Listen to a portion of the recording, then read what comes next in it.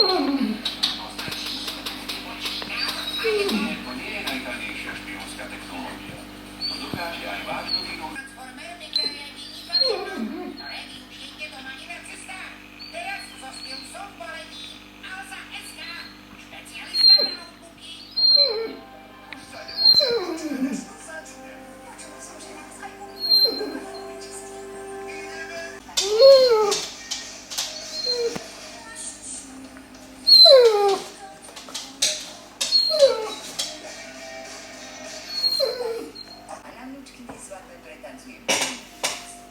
Pomaly.